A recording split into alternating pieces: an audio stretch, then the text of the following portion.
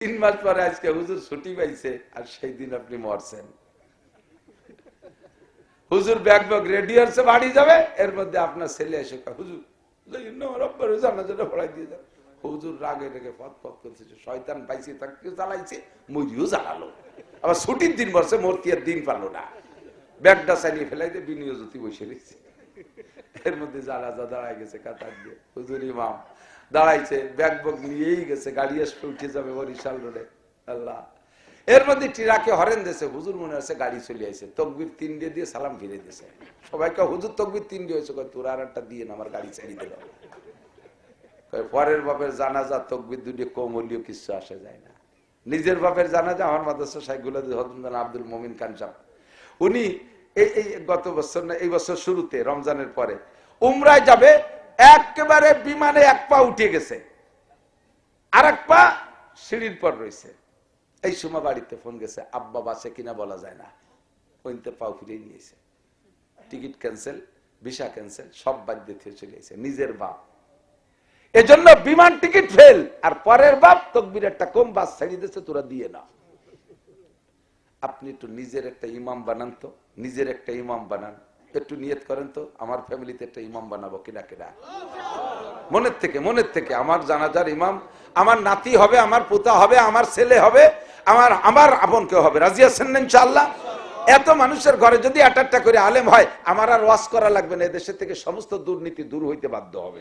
ঘরে ঘরে বক্তা, ঘরে ঘরে বক্তা, এক ঘরে এক বাড়ি একটা আলেম থাকলে ওই বাড়ির মানুষ ব্যারাক, অ্যাডামস, কারিতাস, বিআরডিবি, স্বনির্ভর, জাগরণী চক্র, বিভিন্ন পার্ক পোক, আকাম কুকাম কোনো তাই যাবে না, একজন আলেমের প্রভাবে পুরোটা পরিবার ভালো থাকবে। ঠিক কি ঠিক না? আল্লাহর কোরআন মক্কায় নাজিল হয়ে মক্কারে দামি বানাইছে, মদিনায় নাজিল হয়ে মদিনারে দামি বানাইছে। এই কোরআন যে জায়গা যায় তারই দামি বানায়। কতক্ষণ ওই সরের উপরে আর নগদের উপরে সামনের পর হযরত মাওলানা আব্দুল বারী সাহেব হুজুর দামাত বরকাতুল আলিয়া, উনার মতো ফিগারওয়ালা বডিওয়ালা মানুষ আপনাদের এই জায়গা আরো আছে না নাই? একটু কথা কয় না। হুজুরির মতো এরকম বডি, এরকম বয়সে, এরকম স্বাস্থ্য, এরকম চেহারায় না মিললেও এই বয়সে এরকম মানুষ আরো আছে না হাজার হাজার। কয়জন রে মাহফিলি ডাকে, কয়জন রে ডাকে? সরের উপরে মোটা মোটা ঠোঁটালা কালা একটা মানুষ, থুতির উপরে এত দুটো দাড়ি, এই মানুষটার জন্য সারা বাংলার লক্ষ লক্ষ আশিকিন জাকিরিনরা পাগল। কতক্ষণ? অন্য কোন কারণে নাই। পিসাব লাখ লাখ কোটি কোটি টাকা উম্মতরে দেয় নাই, আমার আপনার বাড়ি মসজিদ মাদ্রাসা বানাই দেয় নাই, আমার আপনার বাড়ি ঘর বাড়ি দেয় নাই, আমার আপনার সাথে ছেলে মেয়ে বিয়ে দেয় নাই। লক্ষ লক্ষ মানুষ পাগল হইয়া সেই জায়গা যায়, অন্য কোনো কারণ না। কালো মানুষটার পেটের মধ্যে একটু আল্লাহর কোরআন ঢুকছে, এই কোরআন যার মধ্যে ঢোকে তারে এরকম দামি বানাই দেয়। সদর সাহেবরে দামি বানাইছে, হাফেজিরে দামি বানাইছে এই কোরআনে, আরে আহমদ শফিরে দামি বানাইছে এই কোরআনে, শাইখুল হাদিসরে দামি বানাইছে এই কোরআনে। এই কোরআন যার মধ্যে ঢোকে তারেই দামি বানাইয়া দেয়। কথা ঠিক কি ঠিক না? আমি নিজের সাথে নিজেকে নিয়ে একটু শুকর আদায় করি, গর্ব করতে পারি, অহংকার করি না। আল্লাহ পাক রব্বুল আলামিন অহংকার করলে কান ধরে নামাই দিতে পারে। গর্ববোধ করি, আনন্দবোধ করি, শুকর আদায় করি। আমার গোপালগঞ্জে কত বড় বড় নেতার অফিসার আছে, কত বড় বড় নেতার officer, master, professor, doctor, engineer আছে, বিজ্ঞানীও আছে। কয়জন রে আপনারা চেনেন? একমাত্র সদর সাহেবের ছেলে রুহুল আমিন সাহেব পর্যন্ত চেনেন, তাও আলেম হওয়ার কারণে। আর চেনেন হয়তো রাজনৈতিক কারণে, প্রধানমন্ত্রীর সবাই চেনে। বাকি আর যত গোপাইলি আছে, কয় গোপাইলিরে আপনারা চেনেন? আমার সাথে পরিচয় অন্য কোনো যোগ্যতাই না, আল্লাহ ভিতরে একটু কোরআনের ছোঁয়া দিয়েছে, তাই আপনাদের সাথে ভালোবাসা। কথা কন ঠিক ঠিক না? এই কোরআন যার সাথে ছোঁয়া লাগে তারই মাহবুব বানাইয়া দেয়, তারই মহব্বতের পাত্র বানাইয়া দেয়। আপনার সন্তানদের ভিতরে যেইটা কোরআন পড়বে ওইটা যত প্রসিদ্ধ হবে, যেটা কোরআন পড়বে না ওইটা অত প্রসিদ্ধ হতে পারবে না, ওইটা অত পারবে না। আল্লাহর রহমতে কোরআন যার সাথে ছোঁয়া লাগে তারে দামি বানায় দেয়। আমি অনেক উদাহরণের সাথে বলে থাকি, 20 টাকা দামের রেহাল কাঠ, 20 টাকা দামের রেহাল কাঠ আম কাঠ দিয়ে বানাইছে, তাও পল সারি টুক দেয়নি, তাই দিয়ে রেহাল কাঠ বানাইছে। রাখবে ওর পর কোরআন শরীফ এখনো রাখে নাই, শুধু রেহাল কাঠ কোরআন শরীফের নামে তৈরি করা হয়েছে। সেই বানানওয়ালাও রেহাল কাঠ রেহাল রে ফালার আগে পাততলে দিয়ে কত পড়াইছে, যখন ফাড়িয়ে এই 2 ভাগ করে ফেলাইছে, এখন সে 5 সাথে ছোঁয়া দেয় না, উপরে উঠে দিয়ে দিয়েছে। আর কোরআন শরীফ ছোঁয়া লাগার যখন ব্যবহার শুরু হয়, হাতের থেকে পড়ে গেলি, মহিলারা তো নতুন নতুন মশলা কয়, হাতের থেকে কোরআন শরীফ পড়ে গেলে নুন দিতে হবে কয় কেজি, আর বিলে মেরে ফেললি কয় কেজি। বিটিকে মশলা আছে না এগুলো, বিটিকে ভিতরে একটা আসবাব ঢুকে গেছে, হাতের থেকে কোরআন শরীফ স্লিপ করে পড়ে গেলে 10 কেজি লবণ পানিতে বেলাই দিতে সদকা। যদিও এটা মশলা না, যদিও এটা মশালা না, যদি ভয় আছে, আজমত আর মোহাম্মত তার ভিতরে ঢুকছে, এ কি কারণে? আল্লাহর কোরআনের কারণে, ঠিক না? রেহাল কাঠ হাতেতে পড়ে গেলে চুমো খায়। কোরআন শরীফের গায়ে ছিঁড়া নেকড়া যা দিয়ে পেঁচায় রাখছেন, ওইটা এতদিন কোনো দাম ছিল না। যখন কোরআন শরীফের গায়ে পেঁচাইছেন ছিঁড়া নেকড়া, আল্লাহু আকবার, কোরআন শরীফ বুকের সাথে জড়ায় ধরেন, সাথে নেকড়াটাও জড়ানো হয়ে যায়। কোরআন শরীফে চুমো খান, ভিতরে খার আগের উপরে খান, উপরে যে জায়গায় চুমো খান সেই জায়গায় সেই ছিঁড়া নেকড়াটা যা এতদিন আপনার পরনের লুঙ্গি ছিল, এতদিন আপনার স্ত্রীর পরনের সায়া ছিল, এখন সেইটার থেকে এক টুকরা কাটে ধুয়ে কোরআনের জামা পরাই দিয়েছেন, কোরআনের সাথে সেও চুমো খার যোগ্য হইয়া যায়। এ কোরআন যার সাথে ছোঁয়া লাগে সেই দামি হয়ে যায়। আপনাদের এই গ্রামের নাম কি? বাদুরতলা। আমি আজকে আসবো বলে বাদুরতলা সার্চ দিছি গুগলে। এই বাদুরতলা, কুমিল্লা বাদুরতলা, চট্টগ্রাম বাদুরতলা, ভারতের বাদুরতলার হেসার দিবসটা এই জায়গার বাদুরতলা লেখে না। বরিশাল লিখতে হবে না, কি লিখতে হবে জানিয়ে বরিশাল হবে লেখছি, তাও আসে নাই আমার দায়। তো দোস্ত, বাদুরতলা কোন মাস্টার থাকতে পারে, ডাক্তার থাকতে পারে, ইঞ্জিনিয়ার থাকতে পারে, বিজ্ঞানী থাকতে পারে, প্রাইমারি স্কুল থাকতে পারে, হাই স্কুল থাকতে পারে, কলেজ থাকতে পারে, বিশ্ববিদ্যালয় যদি বানান, দোস্তরে কোন জজ, ম্যাজিস্ট্রেট, ডিসিএসপিও যদি এই গ্রামে থেকে থাকেন, আজও পর্যন্ত বাদুরতলাকে গোপালগঞ্জ, এই যে বাড়ির কাছে গোপালগঞ্জ, এ পর্যন্ত পরিচিত করতে পারেন নাই, আমাদের কাছে চিনে দিতে পারেন নাই। কিন্তু আজকে আমি বারবার বাদুরতলা মাদ্রাসা বলতেছি। দেখেন 4টে টাওয়ার দাঁড়ায় আছে ক্যামেরা নিয়া। এখনই সারা পৃথিবীতে বাঙালি যত দেশে আছে, অত দেশে আমার শ্রোতা যারা ভক্ত আছে, তারা টাইম লক্ষ্য কইরা তারা মোবাইল নিয়ে বসে আছে লাইভ ওয়াজ শোনার জন্য। আমার এই বয়ান তারা শুনতেছে এই মুহূর্তে ইথারের মাধ্যমে, টাওয়ারের মাধ্যমে, নেটওয়ার্কের মাধ্যমে। আপনাদের বাদুরতলায় আমেরিকা চলে গেছে, আপনাদের বাদুরতলা জাপান চলে গেছে, ইটালি, অস্ট্রিয়া, ফ্রান্স, 7টা মহাদেশে বাদুরতলা চলে গেছে। স্কুলেরও সিলাই না, মাধ্যমিক কি বলা হয়, জেনারেল কোন প্রতিষ্ঠানেরও সিলাই না, কোন ইঞ্জিনিয়ার বিজ্ঞানীরও সিলাই না, একমাত্র আল্লাহ আর কোরআনেরও সিলাই। কথা কন ঠিক কি ঠিক না? এ কোরআনকে যত যত্ন করবেন, বাদুরতলার দাম তত বাড়বে। আমি তারাইল ফুকরা মাদ্রাসায় পড়েছি, একেবারে আল্লাহর কসম দিয়ে বলবো, মিথ্যা কথা নয়। বহুবার দেখেছি তারাইল ফুকরা মাদ্রাসা প্রতিষ্ঠিত হওয়ার পরে ওই গ্রামে বড় ধরনের কোন চন্ডের সিডার, নার্গিস, আইলাম পান, এগুলো মারাত্মক ধরন কোনো ক্ষতি করে নাই। মাদ্রাসার পূর্ব পাশে বিশাল ফাঁকা মাঠ, 5-6 কিলোমিটার রামদিয়া বাজার পর্যন্ত ফাঁকা ডাঙ্গা, ফাঁকা বিল। একবার দেখি মেঘের থেকে একটা লেজের মতো, হাতি সুড়ির মতো নামছে, এভাবে পাকাইতে পাকাইতে যা পড়তেছে আসমানে নিয়ে যাচ্ছে, ছিড়তে ছিড়তে। বিকেল বেলা আসরের পরে মোতায়েন সাহেব হুজুর কয়, মিয়া দেখো কি আসতেছে। আমরা মাঠে যাইয়া আজান দিলাম, সবাই আজান দেওয়ার সঙ্গে সঙ্গে মেঘটা ওই শীষটা চলে গেল অন্যদিক যাইয়া। ওই নিচের দিকে একটা গ্রাম আছে সাপলি ডাঙ্গা, হিন্দু গ্রাম, ওই গ্রামে একটা বাড়িও নাই, সব মুড়াইয়া আকাশে কাগজের মতো উড়াই নিয়ে চলে গেছে। আল্লাহু আকবার। আল্লাহর আজানের দাম আছে না নাই? এই আমেরিকায় যে দাবানল চলতেছে, 7,000 ফায়ার সার্ভিস, 7,000 ফায়ার সার্ভিস ব্যবহার করে আগুন কমাইতে পারতেছে না। লাস্টে যাইয়া তারা আসছে তবলিগওয়ালাদের কাছে, এসে বলে আপনারা আজান দেন তো দেখি কমে নাকি। যে এলাকায় আজান দিচ্ছে সেই এলাকার থেকে একটু একটু করে কমা শুরু হয়ে গেছে। ও মুসলমান, আল্লাহর কোরআন যে জায়গা নাজিল হয় ওই জায়গা যেমন দামি, কোরআন যেখানে তিলাওয়াত হয় ও জায়গা দামি, কোরআন যে তিলাওয়াত করে সেও দামি। কথা কন ঠিক ঠিক না? কাজী কোন তার মাধ্যমে আপনার দেশকে পরিচিত করতে পারবেন না, কোরআনের মাধ্যমে যত পারবেন। এই জন্য আমরা সর্বক্ষণ কোরআনের সাথে থাকব। আল্লাহ পাক বলেন, ওয়া তাআবানু আলাল বিররি ওয়াত তাকওয়া ওয়া লা তাআবানু আলাল ইসমি ওয়াল উদওয়ান। আপনারা মাদ্রাসায় দেন, ছেলেপেলেদেরকে মাদ্রাসায় দেন, ঠকবেন। আরে মিয়া, জেনারেল বলেও তো চাকরি হচ্ছে না। কেউ বলেন তো যে জেনারেল সার্টিফিকেট এইগুলো অর্জন করতে পারলে চাকরি হবেই হবে, সরকারি চাকরি হবে, দিতে পারবেন গ্যারান্টি?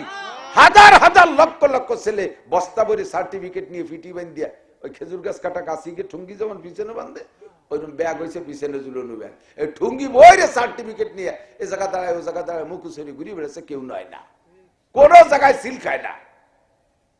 টাকা ছাড়া খেলা নাই, টাকা ছাড়া কোথাও খেলা নাই।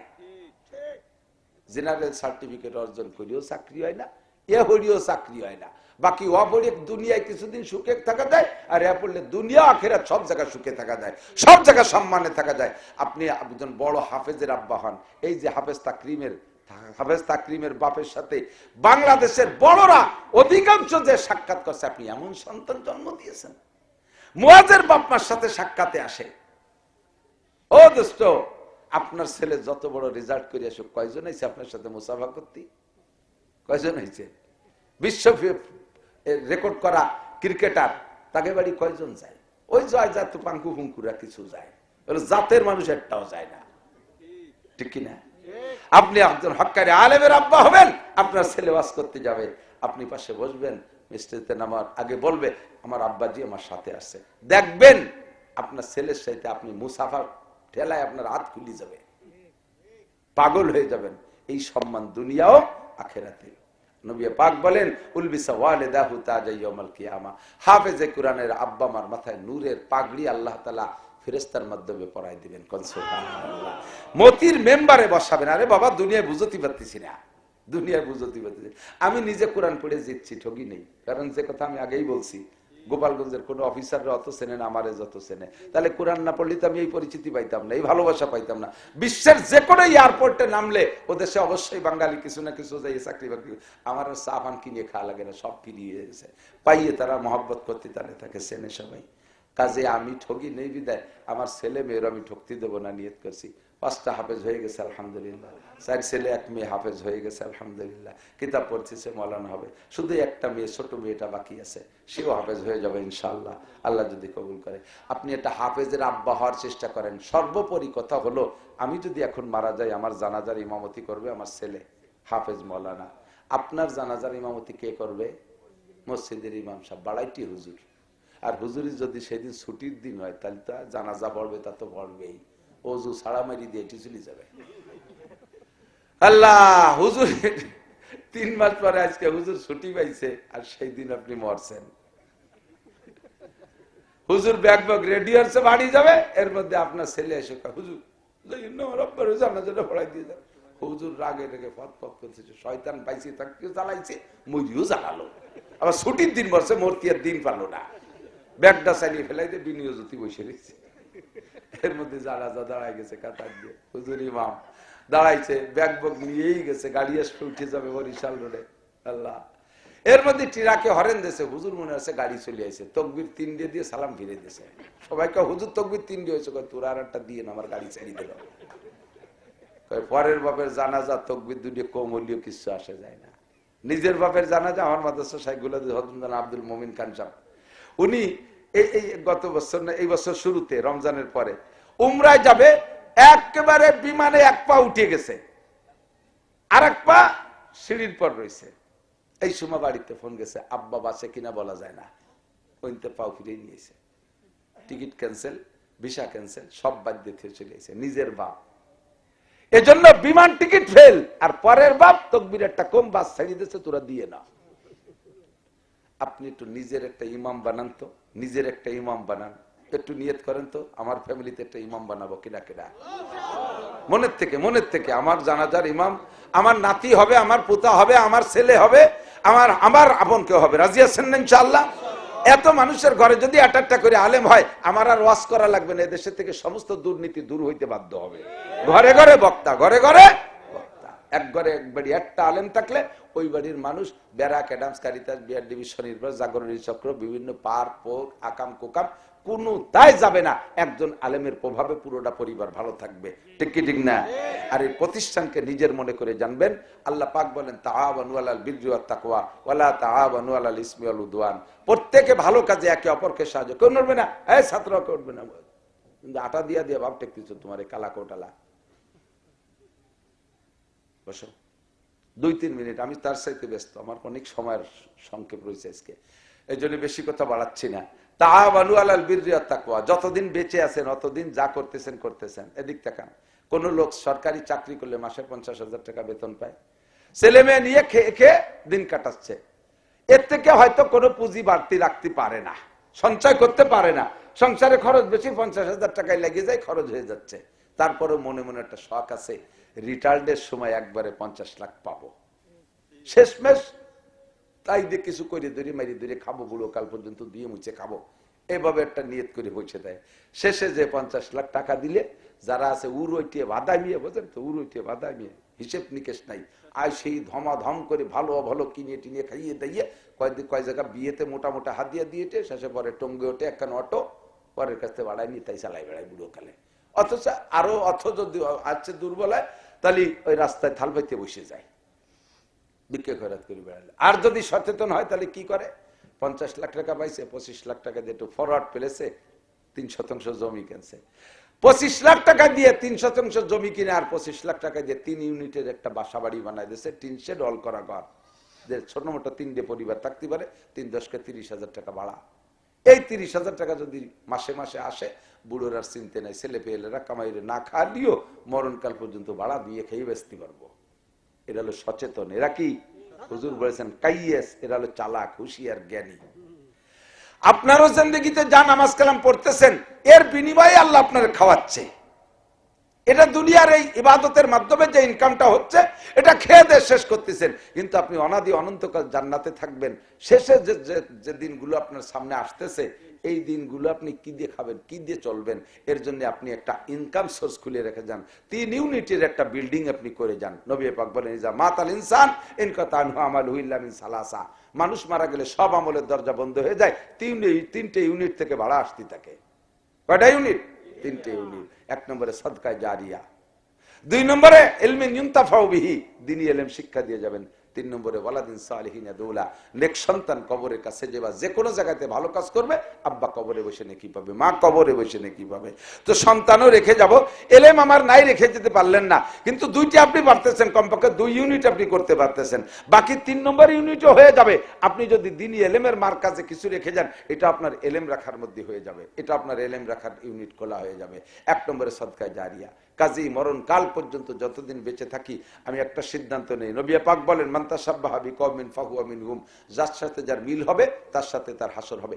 100% আমি কোরআন শরীফ ধরে চ্যালেঞ্জ করে বলতে পারি, নবী পাক বলেছেন, যেহেতু বদরি সৈনিকরা সবাই জান্নাতি, কোন সুবহানাল্লাহ, বদরি সৈনিকরা সব জান্নাতি। আর এই বদরি সৈনিক ছিলেন 313 জন। 313 জনের সাথে আমরা আঞ্চলিকভাবে একটা 313 জনের কমিটি গঠন করি, ওই 313 সংখ্যার সাথে এই 313 মিশবে, আল্লাহ তাআলা ওই 313 সাথে এই 313কে জান্নাতি করে দেবে। জীবনে হাজার হাজার লাখ লাখ টাকা কামাই করেছেন, একজন মানুষও অডিট করলে অডিটে জবাব দিতে পারবেন না যে কত টাকা কামাই করছেন, পারবেন কেউ কইতে? আমার তো পারার কায়দা নাই, আমার কোনো মতে পারার কায়দা নেই কত টাকা কামাই করছি। আর যা কামাই করছি সব টাকা নাই, এও 100% সত্য কথা, খরচ হয়ে গেছে, জায়গা জমি কিনছি টিনছি, এটা ওটা যেভাবে খরচ হয়ে গেছে। কত টাকা কামাই করছি, কত টাকা খরচ করছি, কের হিসাব নাই। সামনে যে টাকা কামাই করব তাও জানি না কত, আর তা খরচ যে হবে এর মধ্যে কোনো সন্দেহ নাই, রাখতে পারবো না, এটাও শিওর। ঠিক কি ঠিক না? আল্লাহ কয়, ওমা তুকাদ্দিমু লিআনফুসিকুম মিন খায়রিন তাজিদুহু ইনদাল্লাহ। মানুষটা দিস খেয়ে দিয়ে চলে যায়, আর কিছুদিন পর আমানত রাখলে তা অস্বীকার করে, ব্যাংকে জমা দাও, ব্যাংক ধরে হারায় যায়, আমারে কয়টা টাকা